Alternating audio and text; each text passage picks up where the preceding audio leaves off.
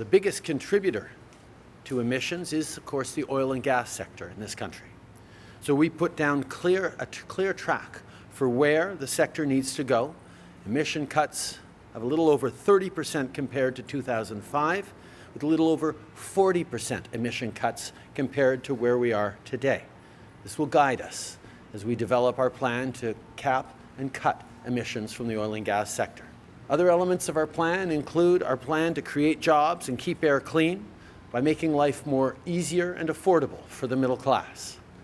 We're bringing in new mandatory ZEV sales targets of 20% by 2026 and 60% of all new personal vehicles sold in Canada will be zero emission by 2030.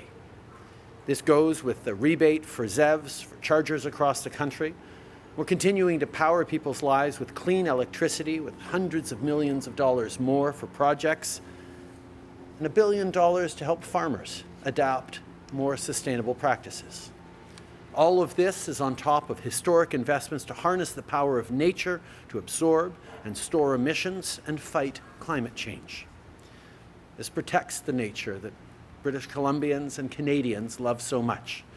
I spent a lot of time here over the years, hiking, paddling, sailing, cycling.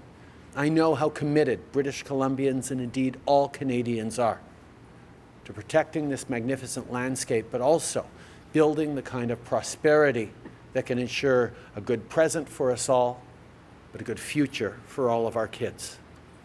With the emissions plan, how can you call this a complete plan when there are no specific caps for the oil and gas sector? We know that we need to take steps right across the economy. We've been putting forward significant targets for a number of years now that we've demonstrated with the price on pollution, with other measures that we move towards. We continue to invest in green technologies and in decarbonization programs, but now we're laying out a clear emissions reductions plan that involves all the heavy polluting sectors of the economy, and the oil and gas sector will have to reduce its emissions by over 30% from 2005 levels and over 40% from today's levels, which is a significant responsibility and lift for them to do, but it's also something that I know our engineers and workers in the oil and gas sector are going to be able to do as we move towards a better future and better jobs.